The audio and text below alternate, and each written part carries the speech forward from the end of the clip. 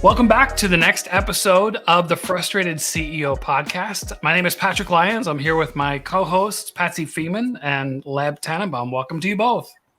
Thank you. Thanks. Thank you, Patrick. Yep. Well, we are really excited today. We have Carmen Bianco and Loriann Hoffmann here with us. And Carmen's resume is so stellar and could be so long. I'll give you some of the highlights. So Carmen is the principal at Bianco and Associates. And his work focuses a lot on organizational culture and business performance. And Bianco and Associates, actually Loriann and Carmen often do some work together. Okay. He's no stranger to transportation. And for nearly 6 years, Carmen oversaw the operation of New York City Transit, North America's largest mass transit system. As president of the subway and bus systems, he was responsible for the safe and efficient transportation of New York City Transit's nearly 8 million daily customers. That's a lot. I would imagine right now it's in flux, but it's probably will bounce back and grow even larger. Leb, I'm only 34. That's where all this Isn't that incredible? Yep, Carmen's quite an incredible guy. So there was a workforce of more than 48,000 employees, an annual operating budget that exceeded $10 billion. And during his tenure, Carmen really worked on and I think actually accomplished transforming the agency's organizational culture. And Loriann had a big part in that. So we're so happy to have you both here. And customer service, safety, subway, buses, paratransit, Staten Island Railroad were all part of this transit system. They had Superstorm Sandy. There were other storms that we'll probably wind up talking about, other challenges that we'll wind up talking about. And when Carmen joined New York City Transit, now he's only 34, but he had 33 years of experience in corporate safety, loss control, transportation operations, and key leadership positions at Amtrak. So it just goes on and on and on. For a decade, Carmen worked with DuPont. He worked with BST, and he did consulting and really went all over the world before he came back to New York City. And Loriann has 27 years at the forefront of MTA, so the Metropolitan Transportation Authority. She led organizational change efforts, leadership development programs. Until February 2018, she was vice president of talent and organizational development at MTA, New York City Transit. You know, all of these credentials don't even speak to how incredible these two people are. So I'm just going to say that. I'm going to say that about Loriann because I had the great opportunity to work side by side with her. She reported directly to the president, which was Carmen, and it's not an easy task to transform a culture in a public transit agency of this size, or really any organization of this size. And culture transformation, probably also Loriann is the best instructional design person I've ever met. And if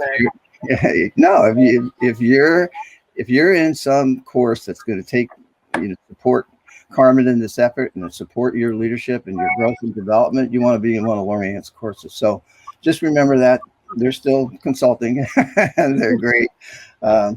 So this was a 115-year-old organization with, nearly 50,000 employees.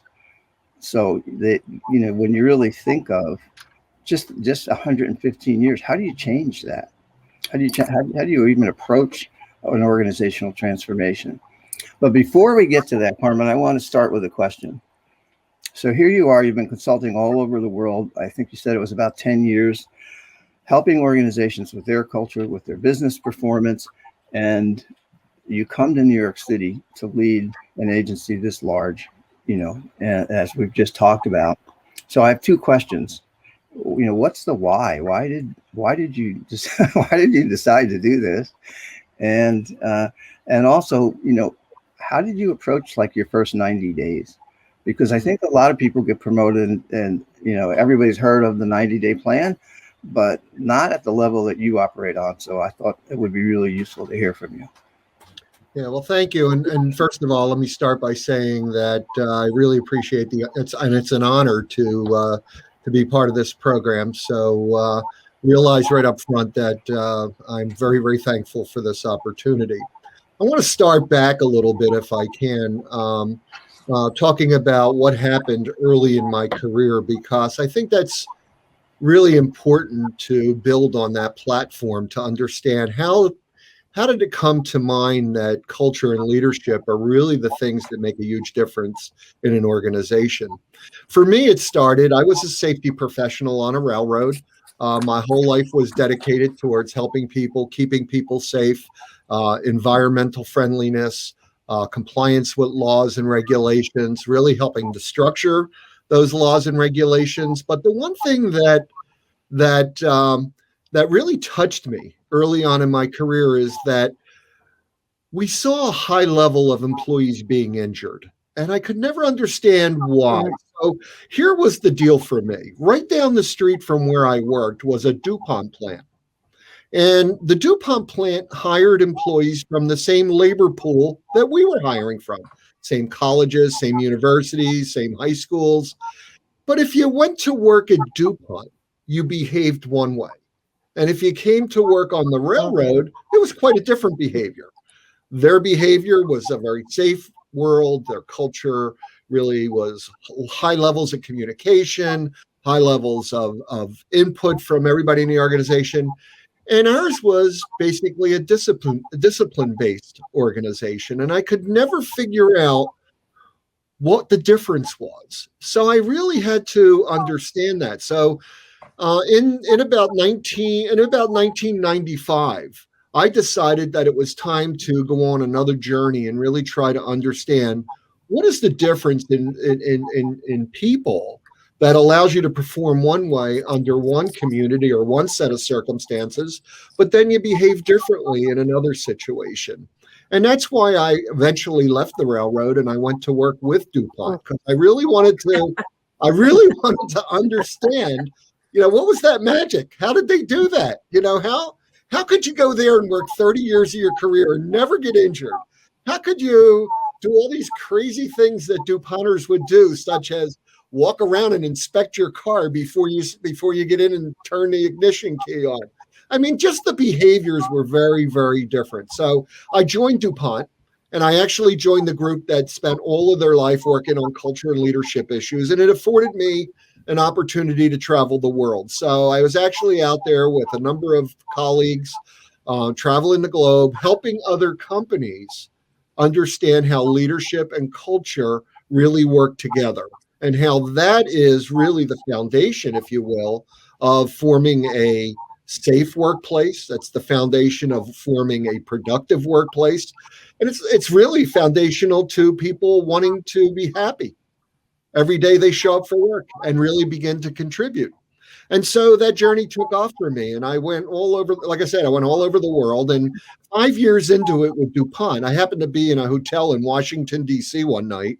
And I'm sitting there at a bar drinking, go figure, right? I was having a glass of wine, and all of a sudden I see some colleagues that used to work at DuPont, and they're like, hey, what are you doing here?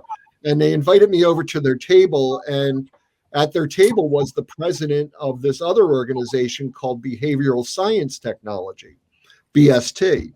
And so, sat down, we had dinner together. And that night they said, why don't you come work with us? And the reason they said, why don't I, they did essentially the same thing as DuPont. But the reason they wanted me to come over there and work with them is they promised that I would no longer have to travel internationally. I can stay in the United States and do all my work here. And I was like, gosh, with a young family, that's so important to me to not be over, spending my months in Asia at a time, right? So I decided, okay, I'm going to do it. And I went over there and I loved the work, but 6 months into it, I'm overseas again. And it just never stopped over a 10-year period that I found myself there. However, one night I was down in New Orleans working with a client down there, and my phone rang, and it was the chairman of the MTA in New York City. And he said, why don't you come on back Why don't you come back and run the subway system? And I thought, well, why in the world would I want to do that? I mean, I'm making great money. I'm living a great life. And you want to offer me half the salary and bring me back to New York, and I have to actually be responsible for how many lives? 27. At that point, it wasn't the whole organization; it was just the subway portion. 27,000 people, 8,000 trains a day. We were moving about 6 million people just on the subway, 5.5, 6 million people. And I said, let me think about it. And I did. I thought about it for about 10 seconds after we hung up and called them right back and said, I'll take it. The salary's not as important as the opportunity to try to do all the things that I've learned over the past 10 years. So in other words, I'm out there with companies every day going over the roadmap, coaching and pushing and really trying to nudge them to a place where they start to see the world through a different lens, right? And all of a sudden I thought, this is your big shot. This is your chance, Carmen. You've got an experimental laboratory here full of 27,000 people that you could make a real difference in their lives. And so I took the job and went to New York. And it was one of the most difficult periods of my life. And let me explain why that is. Trying to change culture or trying to lead a culture is one of the most difficult things a CEO will ever have to do. So when you talk about a frustrated CEO, it's very easy to have all these great thoughts about how you're going to do it. But if we're not careful, we revert right back because it's easier to do the old things. Mm-hmm. It's easier to fall back into the old paradigms, right? And not try to keep pushing and not persevere and not keep trying. And I found myself exactly in that place where no matter what I tried, it wasn't working. And imagine this, I'm a safety professional, right? My whole life was built around safety and operations. 5 weeks into my brand new job, one of my supervisors died. Right that morning. I mean, I lost an employee. That doesn't happen in my world. That's not supposed to happen when I'm the leader, right? So that was an opportunity for me to show my organization that, one, we're never going to live through this again. We're just not doing this. And number two, how do you lead through such a horrific incident? And so, that was a sort of a line in the sand for all of us that day. And I spent the whole week with that family. I still talk to that family today, years later. I'm still close to one of the sisters. But I mean, the fact of the matter is that was a member of my family. I accepted that individual as part of my family, and that couldn't have happened. And I felt that pain, probably not as much as the kids and his spouse and his mom, but I felt that pain for a long, long time. I still feel it today, years later, because it didn't have to happen. So anyway, I mean, long story short, I have to tell you that the first 3 or 4 or 5 months in New York City were really difficult. I mean, I was pushing hard, trying to fall back on all the things I had learned over the years. I was actually making phone calls at night to my friends in my old company saying, what am I doing wrong? Why isn't this working? It's supposed to work. It works everywhere. Why isn't it working here? And, I keep hearing persevere, take them down, take one person at a time. Let's not boil the ocean. Let's come up with a few things that we can master and really push those things. And so one day I was in my conference room and we had a meeting and there were maybe 6 or 8 people around the table. And there's this lady sitting to my left who I had never met before, or probably did, but forgotten I had met her, right? And we're holding this meeting, and it was really a meeting where we were talking about organizational dynamics, like what's making people tick, what do we have to do to grow new leaders? And all of a sudden, Loriann Hoffmann's there, and I'm listening to her, and I'm like, oh my gosh, she speaks my language. Everything that I say, she was saying. And I was like, oh my God, it was such a crazy day. This meeting went on. And when the meeting ended, I said, Loriann, would you mind coming into my office for a moment? So in my office, I said, who are you and where are you from? And she told me she worked at the parent organization, MTA. And I said, how would you like to come over here and really work on some cultural and leadership issues? And she immediately accepted that. And that was that partnership that was born that day. And here we are all these years later. We still do it together. I mean, we still go out and think the same way, do the same things, consult with each other, push each other. So that was the starting point. And we had one of the most beautiful experiences that you could imagine. The organization, while it was difficult, we started really communicating at a different level. We tried to build trust at a different level. We tried to work with small teams to get some people on board and fired up. And before you know it, it started to grow. It started to blossom. And a few people turned into, a community. The community eventually turned into hundreds. And we were off to the races. And it was no longer Loriann and Carmen doing this, but it were a lot of others in the organization that were feeling the same way. And it just turned into a beautiful thing. Did we ever get to the point where I would have loved to have been at the very end? Probably not. But we came a long way.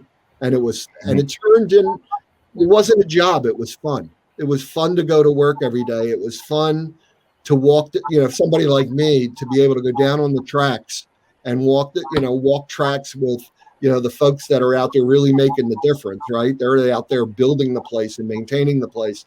And it's fun to go out there and just hear about their family stories and, understand whose kid's playing soccer or football or, whose kid needs some help doing this or that, and really get into the organization. And that's how we took that on. I'm sorry for sort of going off here. And please do.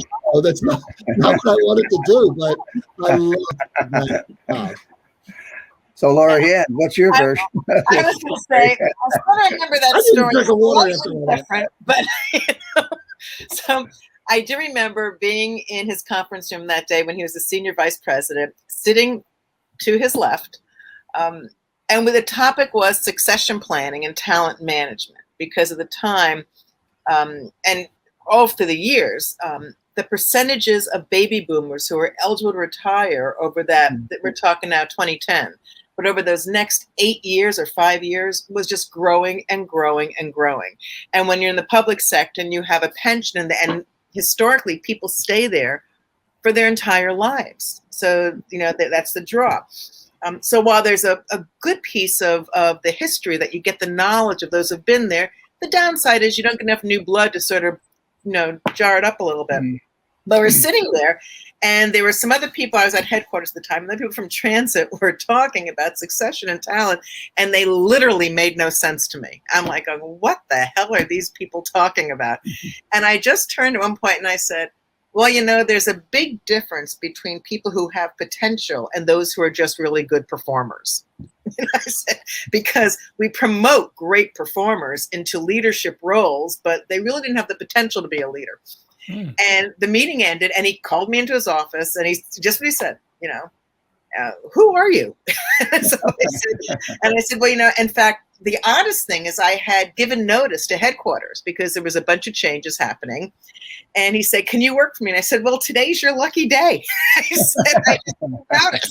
said, but if you could keep me and move me over here without losing a day, I'm all yours. And sure enough, within a month, it all happened.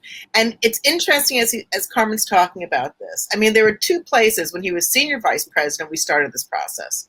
When he became president, we continued it across the whole organization. But what I learned about what part of it that entailed, that for the two of us, it entailed a lot of honesty, what you can and cannot do. And there were by far some leaders in that organization, it didn't matter what you were going to offer them, this is all a bunch of fluffy, kaflooey stuff. It was, and they weren't going to leave. So you had to figure out how to get them on board without them acting out, and plenty acted out. And the other piece was that in a hierarchy, people wanted to see Carmen. And for someone in my role, you rarely get an executive who is so dynamic that people want to listen to him talk. And I've heard his stories over and over again, but it's the first time for many of those people. And so we actually started creating opportunities where we would bring first level superintendents, like the first level supervisor, into his conference room And no one gets called up to his conference room unless there's something just to talk what's on their mind. Coffee and, breakfast with Carmen. There was a waiting list. I mean, we'd only put 20 people in there at a time. I'd have to be at the other end of the room going like this because he's traveling with the ball. Let them ask you some questions first, But it was great because because in an organization where you never know who's up there, you just know their name, you put a face to a name, and we began to realize that our leaders have to get out in the field.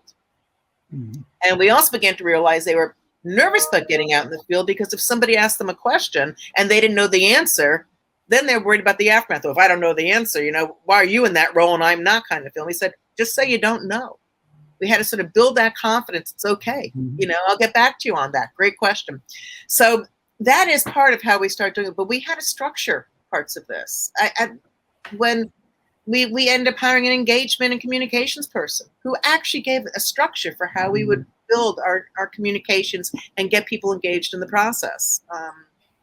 So yeah, it was for me, it was probably the best portion of my 27 years within that organization. I would say I loved my job, and the people who move this city are unbelievable to me. What they do day in and day out. I'm in awe of them. The only thing I would add, I think the story that Loriann's telling is so important because we would bring 20, and these are mid-level managers. These are people with extraordinary responsibilities. They're actually running that system, right? They're out there every day. They had been beat up so badly over the years with, every decision you made. If it wasn't the right one, you'd pay for that. And so the organization, I really believe, was numb. I mean, everybody wanted to pass the buck up to the highest level and let that person take the hit for anything that would go wrong, right? I found myself in a $10 billion organization, $10 billion annual budget. I found myself signing for cell phones. And I'm like, no, we're not doing this anymore. I mean, we're just not doing this. But I mean, management, they were gun shy. They just didn't want to make a decision because they never were supported. And so even bringing them into that room, it took a while to get them to feel comfortable enough that it was okay to say whatever you wanted to say. I only had one ground rule. Let's be respectful of each other. I don't care what you say. Just let's be respectful. Let's not, anything can go. I don't want anybody yelling and screaming at each other. I don't want anybody taking, no one's going to be above anybody else in this room, but let's just do it in a respectful way. And, we would have these meetings for an hour, hour and a half. They would tend to go longer because people just got to the point where they had a lot on their minds and they were worried that it was going to come back to bite them, and it didn't. Right. And that's it, right? They said it, they left the room, and they were waiting for somebody to club them over the head. I didn't bring their bosses into the room. I never brought a boss into the room. It was just Loriann and myself and those supervisors, those managers. I left their leadership out of the room because I just wanted to get into their heads. And you know what? It was that kind of stuff over and over and over. And then larger groups. We actually would bring in the top 400, 200 managers. I forget the number. It was maybe the top 250 people, because I thought it was important that as we make decisions as an authority, decisions that are coming down from the governor's office, decisions that are being laid on, we're being put on the line by people in Washington. If you're in the organization and things are coming down by memo and you're saying, what in the hell are they doing now? What are they thinking about up there? This isn't going to work. And so nobody ever communicated with them that we have to do, there's a whole bunch of things that we have to do every day. The first thing we have to do is be safe. The second thing we have to do is realize we're the face for every one of those customers, right? That's our family. There's not one, New York City, when you're moving 5.5 to 6 million people a day, that's our family. We treat them all as if that's our parents. That's the mindset that I always gave them. Every interaction you have with a customer, picture that as your mom. And that'll make you have that conversation in a very different way. And that's the way we bring them in. We keep them for a couple of hours. The first meeting, I probably did 75% of the talking. 4 meetings later, and we would do this several times a year, 4 meetings later, I'd sit there and open it up and talk for 5 minutes, and then I would just give it to the crowd, and they would carry the meeting for the next 3.5, 4 hours. And it's that starts to build. And to any frustrated CEO, there's a few things that I think ground us as leaders that are more important as we start to shoot for the bottom line. So as we're looking for how we're going to make a profit, or how we're going to bring the budget in on at the right number, or how we're going to do this or do that. All of that is really not going to happen the way we want it to unless you have a couple of foundational things in place. And I always say that there are 3 or 4 things that are more important than anything else. One is, I'm really a strong believer in procedural justice, and that is, regardless of what your title is in the company, I don't care what it is, everybody has a right to fairness, and people want to be treated fairly. And people want to know that there are no superstars or no one stands out. It's the way it is, right? So having a fair organization is really important. The second thing is respectful workplace. You got to have a workplace where everybody can have a voice. No one's stupid. Nothing you say can be, nothing you say is stupid. It's really important to hear everyone's voice. And today, think about it today now, all these years later, we talk about psychological safety everywhere we go, right? There's a whole psychology around, having a climate in a company that just allows everybody to tell you what's on their mind. So a respectful workplace, I think, is really key, that we all think about it that way. It doesn't matter your religious background, your race, none of that matters. What matters is you're in this family and you're part of this team, and your voice needs to be heard. The second thing is, when you have large levels of respect, you get trust, right? When people begin to see leaders that they can test the water a little bit and find out, wow, that worked for me, they're then willing to step out more and take more risk because they know it's okay to take risk. And when you start to take risk and people start to have failures and they learn from their failures, wow, great things can happen, right? And then the last thing I think that's really important for us as CEOs to think about is, how do I show my team, my work family, how do I show them that I've got their back, that I will support them, that I will give them the tools, the equipment, the dollars to get their job done, and to be able to do it with large levels of safety and with the customer always in mind, right? How do I make sure that's happening? Not just with me, but I have to have that behavior, right? So that it sort of cascades down through the organization, so that we all believe fairness, respect, trust, and support are key ingredients in any organization if you want to start driving climate and eventually change culture. That's fantastic. So it sounds like, and I don't know if you walked in with this, but I would assume I'm hearing 2 things. One is you're identifying some core values, and core values have often been talked about, written about as a key element in transforming or reworking a culture. I wrote down, fairness, respect, trust, support, some of the things that you were saying. But somewhere in here, in the midst of all the passion that I'm feeling, you need a vision. And I'd love to hear you and Loriann talk about how do you cast your vision when you walk in as an individual, and then you find your key person, and because I think every CEO gets frustrated by that. Every CEO is challenged by that, especially if there was something there before that isn't what you see. Well, that's a great question, and I'd like to just take a minute with it, because the way we started to do that is we took the leadership team, the top. Well, they weren't all the leadership team. There were some that weren't actually on my team, but they were so important to the team that they had to come along with us. And we actually went off site And we went off site, Loriann, correct me, When you're 9 days president. Mhm. over 6 months. We went off site. We had 8 different sessions over. It must have been almost 10 months. Oh, wow. Yeah, we actually went off site, and with the help of some outside facilitators, they were wonderful people, right? We actually sat there and said, well, what is it we stand for? Who are we? And what do we stand for? And so we worked on things like our vision, our mission, our values. What are the things that you people will walk out of this room and they're not just words, but we start to live these things? And what's it look like to start living these things? And what are the behaviors that are associated with trust? What are the behaviors that are associated with,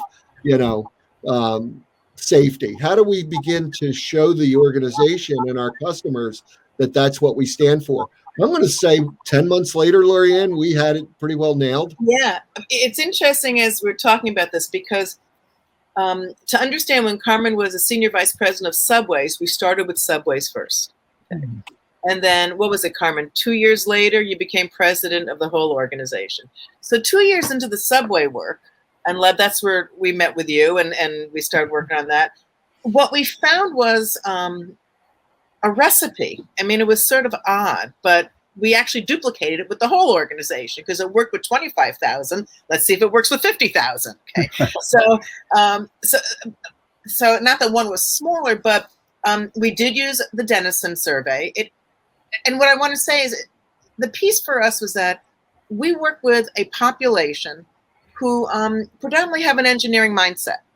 They need numbers. They need something tangible. You can't just say, let's do a vision. It's like you'll be there for, forget 8 sessions. You'll be there for 50 sessions over 50 years. I mean, so the Denison helped them see in the Subway group first. We did it, and we brought it all the way down. So we got like about an 85-person response, like 200 some odd responses on it.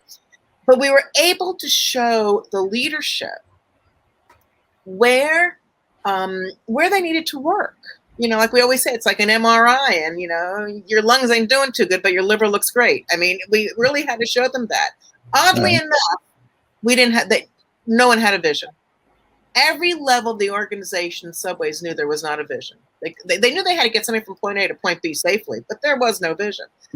And again, they were sort of confused about the customer service. They got a low number on that, yet they worked so hard to please the customer, they couldn't understand that. So we were able to use a tool that showed them where they had to work. So when we started working on the vision for Subways, it became just bring the leadership team together on Subways. Let's talk about that. So we worked with them first. Then we bring each of their departments in, and they led that, and we would facilitate that. And then we brought in created that leader lab. That was the general superintendents. And we just kept breaking it down by level. And it was the consistency of the communication and the messaging. And with the style of what's on your mind, and then hear from some different leaders. Well, when Carmen became the CEO, the president of Transit, he said, well, let's do this again here. I said, okay, it's a little bit bigger, so, and because the silos were deeper in the larger organization. So when you're in Subways, they're all looking to move somebody and maintain a track, maintain a car, and move somebody from point A to point B. They're all sort of aligned with each other for the most part. When you got to the larger organization, public affairs had their job to do. The press was doing something else. Buses were looking at a whole different story, thinking that they were not as good as Subways. And I mean, it was like a lot of children acting out. So we started with the Denison again, but only with the senior team. And we got the same kind of numbers. And again, no vision. So we redid exactly what we did before. And we found that method of doing a piece, bringing the leadership in, talking about it, going back, doing another piece, bringing 200 people in, talking about it. To Carmen's point, that consistent communication about what's happening, and even when we didn't know what was going to happen, helped. There was nothing that was a secret around that. And so we ended up getting a vision, but as you've heard me say, writing visions is like eating hair. You just keep choking on those words. It can make you crazy. Somebody wants one long, somebody wants one short. They want to call it a tagline. I mean, I found it to be part of the more painful of the process. Till finally, when with the executive team of Transit, we brought them all together, and I said, that's it, I'm buying pizza. Whoever wants to come into Carmen's conference room, you got 1 hour. We're getting this done. That's it. And they started talking about who they are and who they are as an organization. And Carmen had not a motto, but he had a belief that his tenure around this leadership role was going to be that people matter. So as we're talking about everything, and all of a sudden somebody, we're eating pizza and I got Post-its all over the wall. And I said, let's go, narrow it down. Someone said, well, people can always count on us. We were there for this, we were doing that. We care about our city, we do this. And so finally it became count on Transit. And they're like 3 little bullets about people and the community and stuff. But then at the end, ... because people matter. And he wasn't in the room. It was to be done without him in the room. And it sold. I mean, more than sold, people felt it. It was, they were proud of it. And so we wanted to unveil it, but we wouldn't let anybody use it yet because we were afraid they were going to misuse it. Let it be known that and somebody in buses smacked it across a whole city bus as it's driving down the road. Because people were excited by it. They believed it. We're there for all the rough stuff. You can count on us. We might mess things up at times. People are human. But count us because you matter, because people matter. And I got to tell you, of all of my work, when that came together, that was just a proud moment because people really believed it. They really said, that is us. That is us. I had one other thing that when you think about this organization, whether I was at the presidential level or whether at the senior VP level, this is a very siloed organization. I walked in the door, and if you were in customer service, that's all you cared about. If you were in the track department, that's all you cared about. Mm-hmm. If you were in the mechanical department that fixed cars, the vehicles that are out on the road, over the tracks, that's all you really cared about. And if you never coordinated or asked your partner, like, what can I do to help you, right? We started an exercise one day, and this happened to be the most profound thing that I ever encountered. Now, picture this. This is a leadership team, minus me, that had worked together in some cases 20 and 25 years. Mm-hmm. They've known each other their entire careers, right? And yet they didn't know a thing about each other. So we actually went through an exercise to try to understand what each of our stories were all about. And this took maybe 3 or 4 hours. Mm-hmm. And we went around the room and everybody, we sort of went through an exercise. You built your story. It was the coat of armor or whatever we called it. Right. And as we began to share those stories, I've never seen senior leadership start to cry.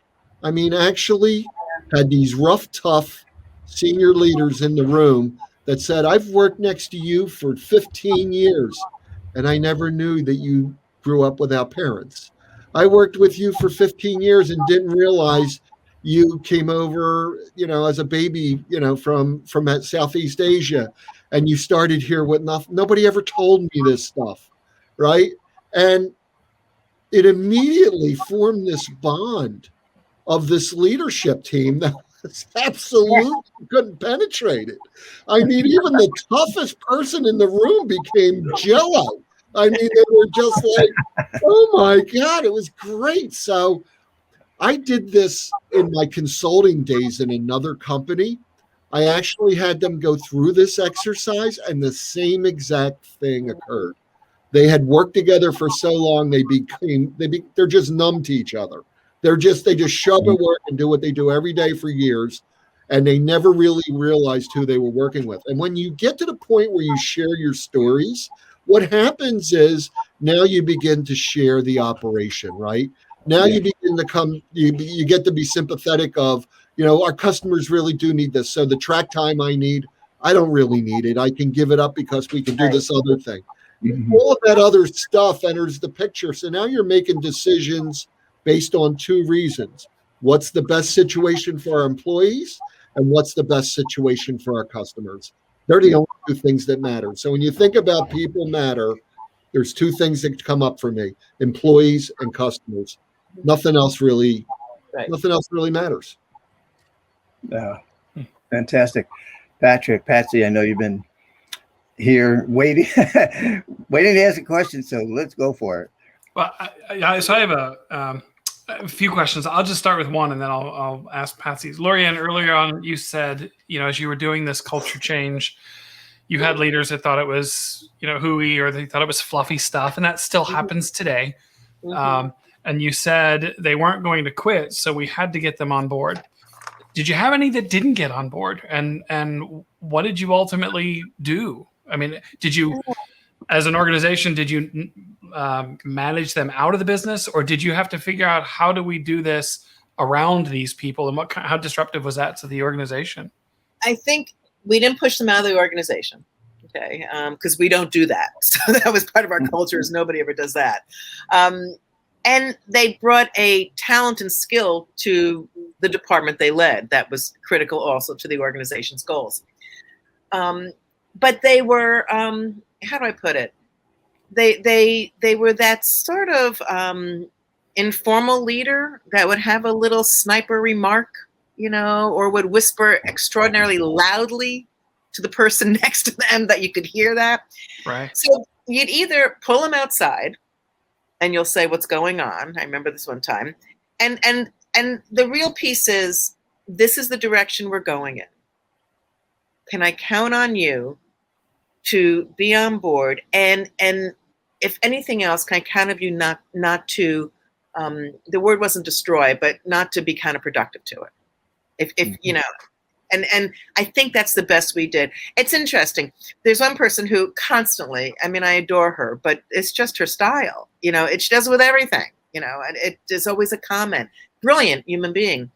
And to her, it was fluff. What are we doing now? And she'd been there for years and years and years. At our first senior leadership meeting, the very first one, be honest with us. She said, "I'd rather be home getting root canal today." Yeah. and sit here doing this. And 3 meetings later, she was leading the whole darn thing. We got her in it because we found that when somebody's opinion gets really valued, and because everybody is needed to make it work, and so when you lean on that person saying, "Can you please run this table about questions we're going to have about how this will impact this?" they're feeling valued and used. So we turned it around and got her to lead different pieces. Her attitude has always been her attitude. I just saw her 2 weeks ago at a party. Not different. It's the same thing, But for this, it was important that we sort of singled her out privately to talk about this, And the other piece I was having, Carmen made a very interesting point. During the time of his presidency, we invited people to that senior team who were not direct reports to Carmen. But what they did for the organization, was so critical to how this team had to move the organization.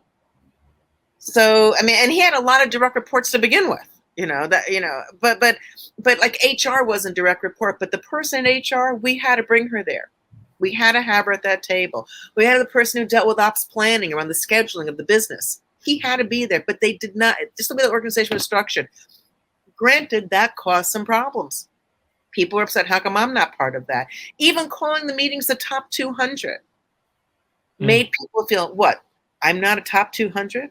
The word top got them upset. Okay, we'll have to change. So, people took some things to pride to that end. But yeah, that's how we had to do it. Pulled somebody aside, she'd rather have root canal.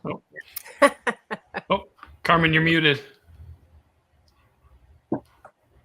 Sorry about that. Another real important thing that I think comes out of this that really is an important issue, and that is, as a leader, our chance to really change someone's personality is not going to happen. But what we have to do is work with them and try to figure out, how do we meet them where they are? How do we take this person, given their views, and how do we help support them to make them part of the team? So it really became, you know, it wasn't a thing of trying to tell people you can't work here anymore, or you're not loved or whatever. It's a matter of what do you need to help you get to this point. And you know what? Not everybody comes the same day, right? Yeah. So some come over day one, and others are saying, well, I don't think this is going to stick because, we've had other presidents before. I've outlasted that president, so I'll outlast you. And, and that's sort of a going in attitude, right? So you have to bring them over and meet them where they are. And some people took a week, some a month, some 6 months, but eventually we got them all. Eventually we had the whole leadership team. And then they began working with their leadership teams, and you had this cascading effect that sort of went through the organization. And it was, it was really a beautiful thing. It really was. And I have to tell you something that happened to me, and how I can carry this story even beyond transit. Sort of in my, one of the things I valued was the ability to sit there and talk to people one-on-one. And I started to do some exploring, and through friends, I heard about this thing of becoming a professional coach, right? And so this became something I thought, wow, I should do that. As a CEO, I need to understand what's the potion that you talk to people. I mean, how do you talk to people? How do you do this even better? So I actually went out, and a little bit while I was there, some of this work was done after I left transit. And I actually got my certification as a coach, as did Loriann, as did one other individual on our leadership team. And the reason I tell that story is over the last few years, I spent a good amount of my time coaching senior executives. So I coach people that are in CEO roles, not only in transportation. I've got some folks in manufacturing, and I work with these very, very senior leaders. And what I've learned is that the way I felt as a senior leader is essentially the same experience they're going through. That leadership is lonely, that there's not always somebody there that you can share your thoughts and ideas with, right? If you looked at the board of directors that I had to work with, they were all politicians. So if I were to tell them anything that I thought was confidential or secret, it would be in the Post before I'd even get to the end of the New York Post would be publishing it that night, because they spent their life trying to get that one little piece of, that one byline in the paper. That's what they wanted to do. So I didn't have a board that I can go to. I didn't have, I just didn't have anybody around me that I felt I could talk to. So that was really a big problem for me. The other thing that was a huge issue for me, I'm a real family guy. I love my family. I've got 5 kids, beautiful wife, 2 crazy dogs. And one of the reasons I muted the phone is one was scratching the door outside here, trying to get in to find me here. But I mean, I love my family, and that job pulled me away from them. There was no way I was going to do that job in an 8-hour day, a 9-hour day. I can tell you, Christmas Day one year, I had 40 people in the house, and I had to leave because of a problem. And I spent the next several days up in New York, dealing with a snowstorm issue. The job sort of took over my life. And so my wife and I had to have a real understanding of how do we continue our relationship? How do we keep it strong and vibrant? And at the same time, allow me the flexibility to do what I had to do, and her the flexibility to do what she wanted to do, because she has her own things that she wants to accomplish. So that was something I found that so many other senior executives face. They just feel guilty all the time. That little voice in their heads is constantly saying, you're doing the wrong thing. You're not going to do it this way, and before you know it, you start to ruin your relationship at home. That doesn't make the job any easier. Or you begin to miss things on the job. That doesn't make your home life any easier. So you've got to really have a balance in your life as a leader that really is based on your own personal values. What is it I stand for? What is it is important to me? And then how do I communicate that to my family? so that they can be part of my plan and I can understand where their needs are, right? If you don't do that, something's got to give as a senior leader, right? Because you can't spend 60 plus 70 hours a week on the job. You can't be home on the weekends briefing in books, trying to figure out how you're going to handle this press conference on Monday morning. You can't do that if your family's not with you, right? And so it's a real problem for most senior executives to figure out how to create balance, how to create their own personal values, and how to begin to live them every day. And really understand what's important in life, what is really important at the end of the day. And so I would share that with any CEO, and most frustrated CEOs have problems with those particular things. We all seem to go down that same path. So real important for them to, and any day you can start this. You could be a CEO for 10 years, but there's a turning point where you got to realize that maybe if I did some of these small things, it would help me on the larger picture. And I think that's real important to start that at any point in your career. That's fantastic. Yep. So I do have a question, and it is about that rarefied air at the leadership level.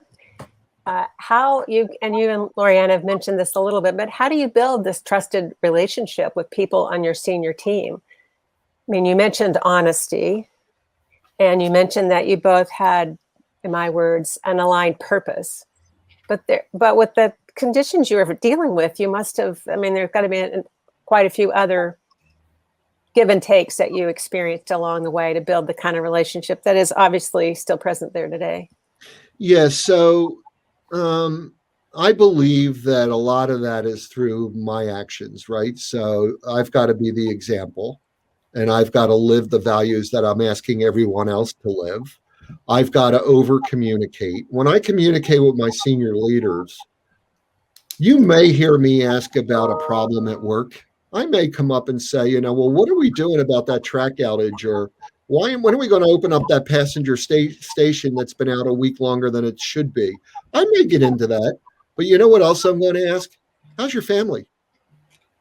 How's your mom? I know you were dealing with your mom. Do you need a day to go see her? Can we do anything? It's all about that, right? If their heads aren't in the right place, if they're not grounded around the things that are important to them, they can't do the job, right? So it's the ability to over communicate, the ability to call them in the morning and just say, hey, why don't you come on down to the office? Let's talk for 5 minutes and not talk about work, right? Not have anything to do with work. Or, I see yesterday you were in a meeting, you looked like something was on your mind. Are you okay? And they're like, wow, nobody's ever asked me that before. Well, you just looked like you were dealing with something. I'm not sure what was going on. Is it something I can help you with? Don't tell me if you don't want to. That's okay. But if you want to, and then all of a sudden, pretty soon you start to know that, how many kids they have, who's playing basketball, who's on the soccer team, who had a bad grade in school yesterday, and, whose mom is sick. And you get all this flow of data, but that's what a team is all about. It's really coming to each other's side, right? All day long. So when you say, well, how did you do this? You do it one at a time, and you do it through those personal skills around, you have to trust me too, right? You have to have the ability to tell me, the head of the organization, the old emperor's not wearing any clothes, right? I expect you will do that, right? And you tell me when I'm not doing something, I'll share the same thing with you. And so you just build it one at a time. And the key to everything that you're hearing come from Loriann and myself, I'd put it under one word and say perseverance. You don't turn a ship around very quickly, right? It takes a while, and it takes a lot of space. You do this a meeting at a time. You do this a phone call at a time. As a senior leader, and I'll just, it's a rhetorical question, but how many emails do all of us write in the course of one day? How many emails does a senior leader produce? And how many of those emails have some heartfelt sentence? How many leaders take a minute to just say, hey, I saw you at that meeting yesterday. You really kicked butt. I am so appreciative of the work you put in to make that happen, right? Or, hey, thank you. I know you guys went 3 days without, any manufacturing defects. Or, hey, yesterday you had 100% day. What was the magic, right? It doesn't matter what it is. Just communicate at a level that isn't just about, you did a terrible job yesterday, and I want 5 heads for that. That's not leadership. Leadership is really trying to figure out, like, how do you take something that's free? An email's free, right? We all do it. We sit there and check out emails all day long, and we never personalize them. We never take a second to say, please make sure when you're doing that job tonight, you keep the troops safe, right? Keep the team safe. Whatever it takes, please talk to them until you're blue in the face. Just don't let anybody get hurt tonight. That's leadership, right? Think about it. Go out there with your head screwed on right and think about what you need to do to take care of these people. Loriann one morning met everybody in the lobby one day with hot chocolate on a freezing cold day, right? It's just simple little things that we actually had the leaders do it. All took different shifts. As you came in around holiday time, have a cup of hot cocoa on us, And they said, what, no coffee? It's you just think through that kind of stuff. It's not hard, but just celebrate the things that are happening every day. That's great. And before you know it, Patsy, the organization responds to that, and they start, people start to take on and do things that they see work, that end up with a good consequence, right? So, soon certain and positive consequences result in repeat behavior, right? So if you can figure out how to get soon certain and positive outcomes, you're going to see people repeat that over and over and over again. It's like driving a car at 75. You'll do it every day to get home, even though the law says 55. You'll go 75 until you see that state trooper with the funny little light on the top of the car. And now all of a sudden you're hitting the brake and you're trying to slow down, and for the next mile and a half, you're looking in the rear view mirror. And if he doesn't come to get you, then you go up to 75 again, because that's what you do. That's not the behaviors we want on the job, right? We want a different behavior that's based back on those values and the things that we find common amongst all of us. So, well, we want to respect your time, but I do know that we're all working with senior leaders who at times they might want some insight and be frustrated with the working relationship with the board. Right. And you not only work with the board, Carmen, you had to take calls from the mayor, you had to take calls from the governor, and just, anything about that was challenging that you might share that would be helpful to others, and also the decision-making process. And the last piece of it for me is we're always talking at New Legends now, Patsy and Patrick and myself, that leaders have to manage perception. And so if you get an order from the governor and people don't understand why they're doing what they're doing, or the board, right? They don't feel the board pressure. So it's kind of both. How do you deal with all the upper pressure or outer pressure, and then communicating in such a way that people don't misinterpret why we're doing what we're doing?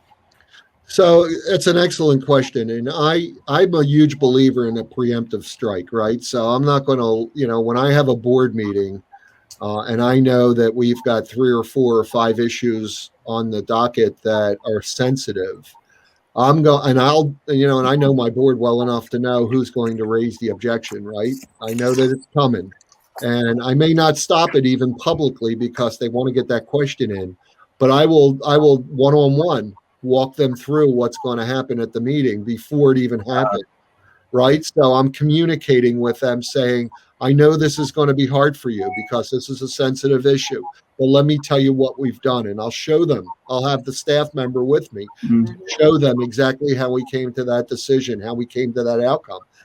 And I'll tell them right up front, I know you're going to raise this during the meeting. I understand you have to, but I just want you to know what we've done to get there. And they're always like, thank you. That's good. So again, thinking about how you communicate with people, don't wait until you have an issue. Get in front of it. Get ahead of it. Figure out what is it you would want to know if that situation were turned around. And I think the same thing for the governor and the mayor. You've got to understand what they're up against, and you've got to understand where their heads are, right? And how do you help them be successful in their jobs, right? So you want to find ways that you can even help the governor or you can help the mayor be successful at what they do. And they're the things that sort of keep you out of trouble and make your life manageable. But for me also, I would spend, 6-8 mornings, 6:30 in the morning, I'd meet a board member for coffee before work. So we would, we'd have coffee, wherever their office is. I'd run by their office. We'd sit and have coffee and a breakfast together real quick. And I'd still be back in the office by 7:30 in the morning. But yet we got a lot of things accomplished in those meetings. So to me, it's really a matter of being preemptive. It's a matter of thinking through it from the other person's perspective and really trying to understand that, be it a governor, they've got hopes, dreams, and fears just like I do, right? They got to get up in the morning. They have goals. They're being pulled in a lot of different directions. You got to figure out how you could best work with them, right? And not and help them rather than create another problem for them. Right. That's Thank great. you. That's really helpful. Yep. Mm-hmm. So the governor tells you to do something that maybe you wouldn't have done. And you don't want to throw the governor, into a bad position by saying, well, the governor made me do it. I mean, can you give us just a little taste of what that's like? The organizations go, what the heck? Or, whatever, or worse. So there's one of these funny stories. New York was braced for this extraordinarily heavy snowstorm. And it was only supposed to be a blizzard that was going to, I think they were expecting about 13 inches of snow.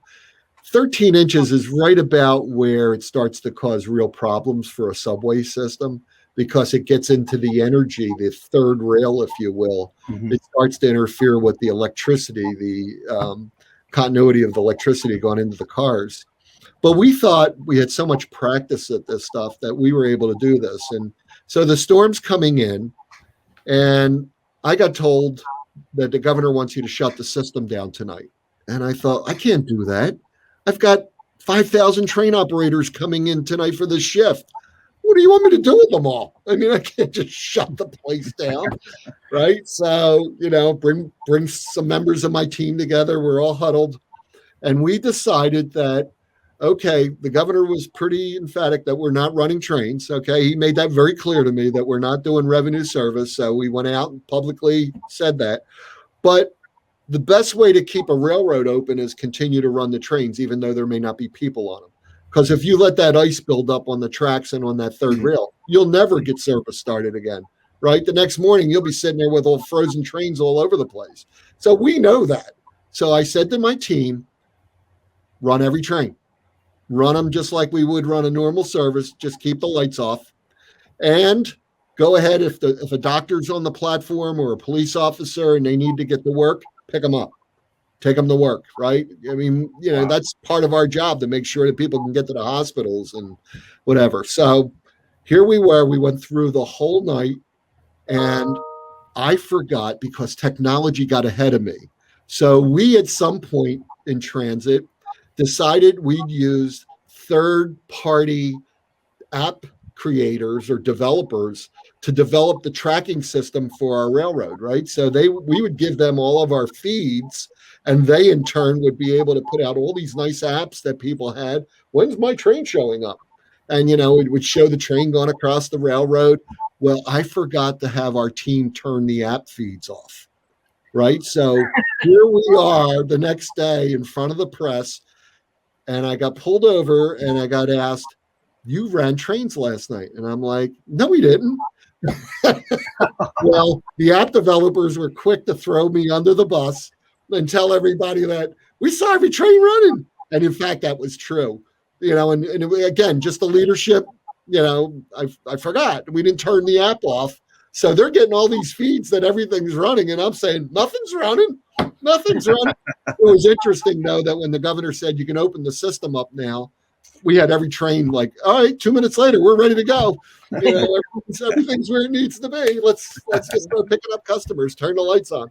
So, yeah, you know, there are those embarrassing moments that we have as leaders, and needless to say, that was a tense day for me after that, because, you know, I had to come clean with what happened. But you know what? The governor appreciated it because, you know, everybody got to work that morning. You know, it was a good day for New York, so it all ended the right way. That's great. That was probably a much funnier story when it happened. No, it's pretty good. It's good. Patrick, Patsy, any other burning questions? No, I've got a lot of notes for our Let's Get Practical. Oh gosh, it's the longest Let's Get Practical ever. There's a lot of great information. Loriann, did we miss anything? I don't think so. Can go on for hours about this, but that might not be very good for everybody. Well, we do want to respect your time. We do want to thank you. It's just an absolute joy and exciting to hear everything that you've shared. So want to make sure that you know it. Patrick, I'm going to hand it over to you for closing the podcast with this wonderful way you always do that. Well, we should cover our Let's Get Practical first. No, do you want to hit some of the highlights? Oh, gosh, I mean, I literally have over 3 pages, but preemptive strike. Like, be proactive. Meet with board members before the board meeting when you know it's there's a sensitive issue or topic. And they'll appreciate it. Emphasize stated appreciation. Let some of your emails be about capturing somebody doing something right, letting people know that they're appreciated for what they do. Define your own core values, and the behaviors that you're looking for, and articulate them, and then take on the challenge of living them.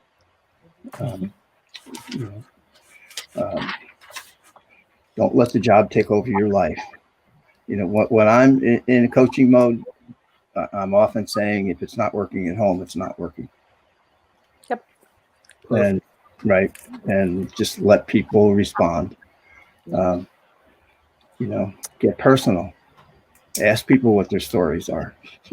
Ask people to gather together and share this. I love when you talked about that. And I remember some of the times in the leadership labs that Loriann and I were like, people were like, what?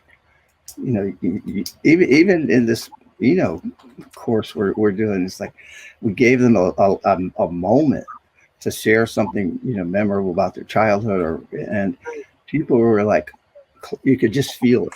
You could feel the energy. So many. Gosh. I'll add one. Start Please small. Start small. Communicate, and then communicate some more, which helps to build trust. And step by step, you will move forward. I think we try to eat the elephant all in one bite. Right. So appreciate that one. I'll add a few, and then Leb, you can circle back. Carmen, you led with how it was challenging in the beginning until you found Loriann. So the phrase that is find your tribe. Like, as you're trying to do this, it can be overwhelming when you feel like you're the only one. It's not working. What's wrong? But if you can find your tribe and engage and excite them, then it starts to mushroom out, and you can change a whole organization of 25 and then 50,000 people. Patrick, can I add something to that? And I think you just touched on something that's real important. And what's real important at that is realizing that as a senior leader, as a CEO or a senior person in the organization, you're only as good as the sum of the parts, right? There's nothing special about me as a CEO. I would have never, ever been successful if I didn't have a team around me that were all energized and honest and open, and that's what makes it happen. I was just the conductor of the orchestra. That's the part I played. but the team is what made it happen.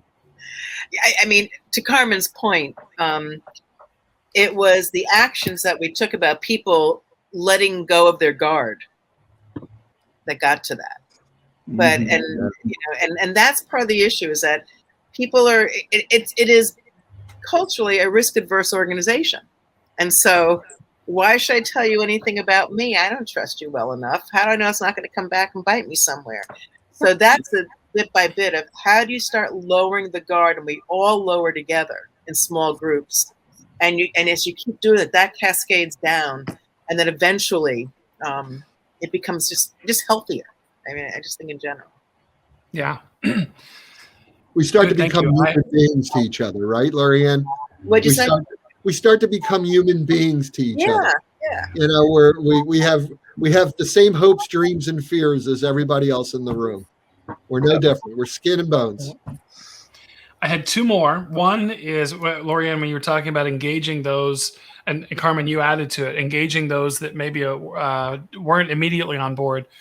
Just find ways to meet people where they are.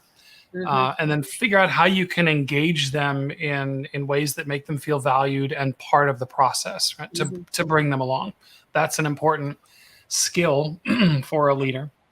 And then, Carmen, and I may even ask you to repeat the four. You talked about those four pillars, those four critical components for creating an organization. I'll let you just touch them again.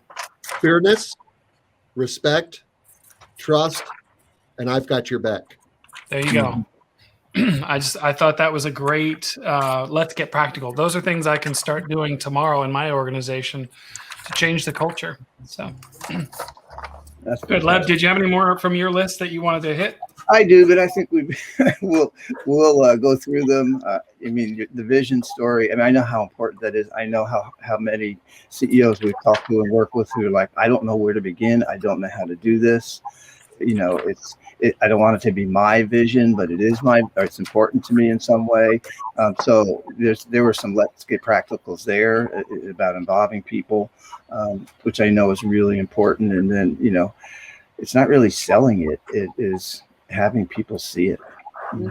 It's having people see it, having people feel it, having people, you know, be proud of it, whatever, you know, and you know, you articulated that really well. And that's a let's get practical. That's not necessarily easy to pull off.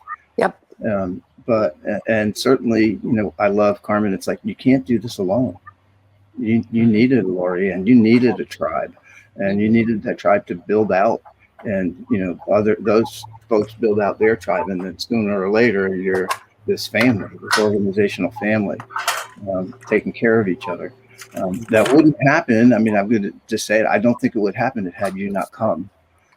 So there is something unique about each leader, and something special about each leader, and something special about you.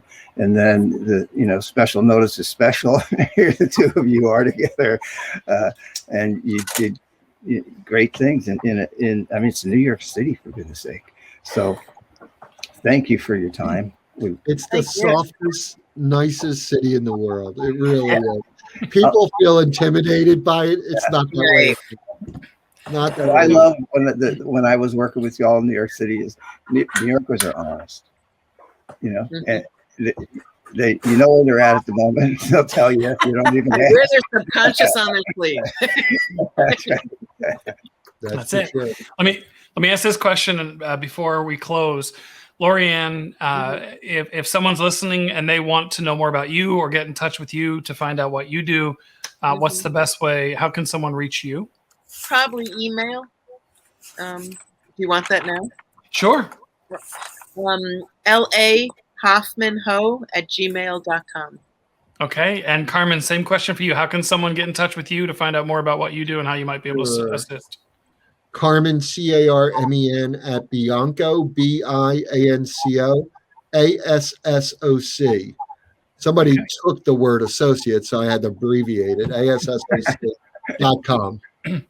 Okay, good. And we'll make sure that we've got links to each of you on thefrustratedceo.com. So, listener, thank you for joining us today. Thank you both, Loriann Hoffmann and Carmen Bianco, for joining us. Great stories, cool insights for our listener, for the Frustrated CEO. Leb, thank you for guiding us through this episode. And you, listener, don't forget to go to thefrustratedceo.com where you can download this episode's Let's Get Practical. It's right there on the website, along with all the other Let's Get Practicals, and you can listen to the other episodes from prior to this one. And then please do, if you found this episode interesting, like and share. Help us get the word out to other frustrated CEOs so we can help alleviate those frustrations. That's it. That's all we've got. And we will see you again next time. Thank you.